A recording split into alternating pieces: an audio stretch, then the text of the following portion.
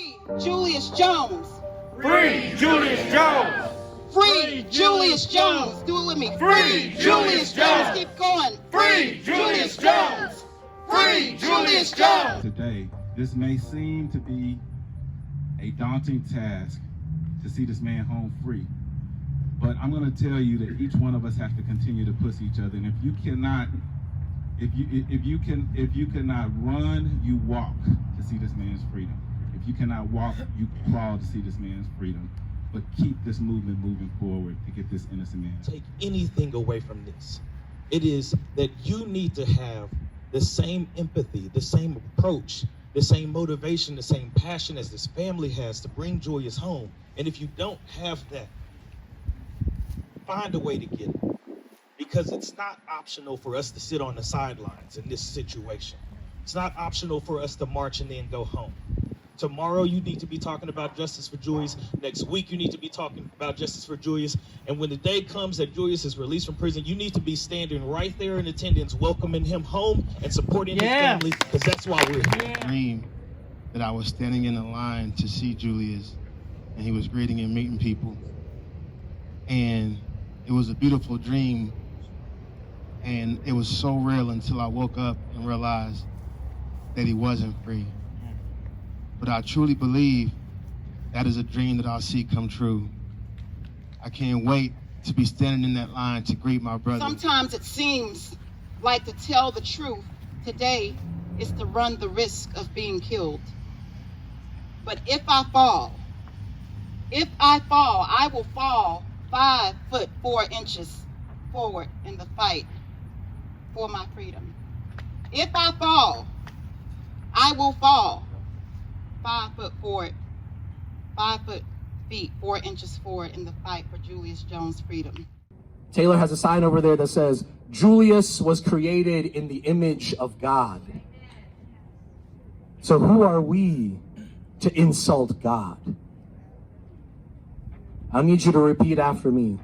I believe that.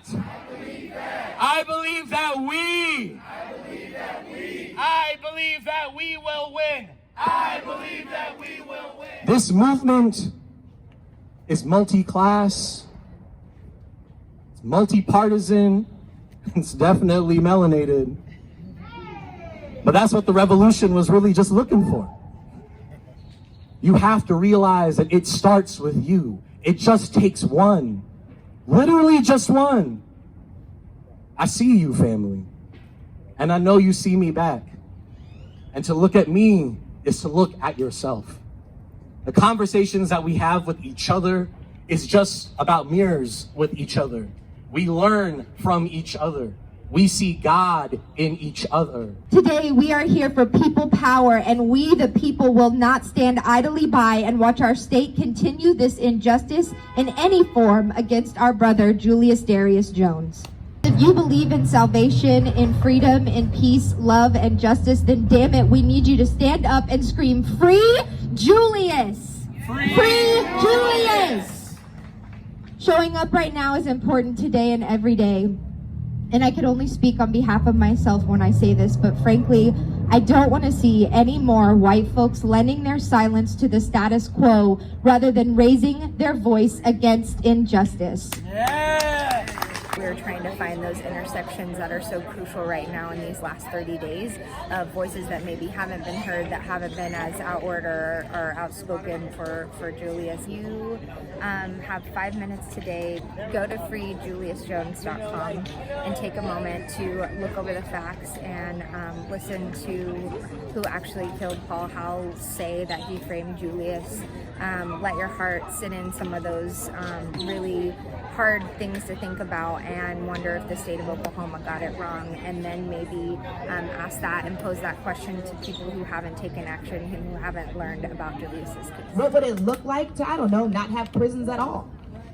What would it look like to abolish the death penalty? What would it look like to not have to worry about police brutality? What would it look like so that everybody can have an opportunity and not have to worry about losing their home or losing their job because they were a protester or an activist? That it's our actual right to be able to say, that's messed up, I don't agree with that agenda, and I'm not going to be punished for it. I have the right to tell the government, the police, and everybody else that that is not okay. That is our right. And so when we come together, we are challenging that agenda, but we're creating new ideas. We're not just begging for somebody to come home. We are demanding a world in which we haven't even seen yet. I broke down to everyone today the 3 things I thought were really important about what we did. One is making sure that we meet new people. When we protest, we realize that the people we are protesting with have to have the same agenda as us. Our agenda today is to free Julius Jones and bring him home safely to his family immediately. So if everybody here agrees with that agenda, then these people are my friend. They're my community. They're people who are part of my family. They're folks who I'm going to stand in solidarity with. And it's important for me to get to know who they are, because we're not just only going to bring Julius home, we're building a movement for the future. We're challenging the new ideas of what it means to create solutions in this nation. I just don't want to bring Julius home. I also want to abolish the death penalty. I don't want to just abolish the death penalty. I want to also make sure that we eradicate all prisons, especially private prisons. And I want to make sure that we stop and end police brutality. So those are the conversations that we are having as we are protesting, as we are marching, to build with each other. And the third thing is to interrupt business. The reason why we marched for the last hour is because the people who saw us on the street, the traffic that we stopped and interrupted, the people who were the people who were enjoying their brunch on a Saturday at the restaurant saw our signs, saw our t-shirts, and they might be asking themselves the questions, who now is Julius Jones? And we want to challenge that as we protest and march, and that's why we're asking people to understand the power of protest. We want folks to visit freejuliusjones.com right now. Yesterday we made over 1,100 people who signed up to volunteer for Julius Jones. We made over 5,000 phone calls to the important leaders of the state of Oklahoma, and the work is not over yet. Until Julius comes home, we have to remain strong and we have to remain courageous, and that's what I told the audience today. So visit freejuliusjones.com if you want to volunteer virtually from a distance, or if you want to come to Oklahoma and get involved, and we're encouraging everybody to help us do that so we can win our goal. We started a march today that was about an hour of walking from the Memorial Park all the way here to downtown at the City Hall, the Capitol, where the district attorney's office is.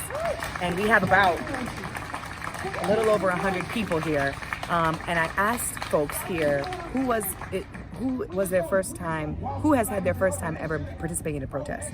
And there were about 10 people who rose their hand.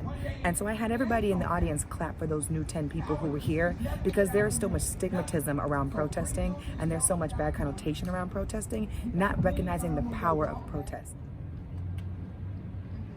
This had be quieter than a church house mouse, but want you to give them all the power, want you to go along with their investments, to go along with their decisions, but don't want to make any difficult decisions. Would rather continue comfort and the status quo, order, than justice. Y'all know who said that? Way back, Dr. King. Sitting in that jail cell like Julius. He's sitting in there, he reflecting, pissed. What is the problem? It ain't black folk. He like, what is the problem? And all of a sudden it came to him. We got folks who are more devoted to order. They say, I agree with you in the goal you seek, but you need to do it a different way. Julius, I guess he just need to wait a little bit longer. I guess we gotta wait till the sun is just a little less bright to do it. Not today, maybe tomorrow. More devoted to order than to justice. It's gotta stop.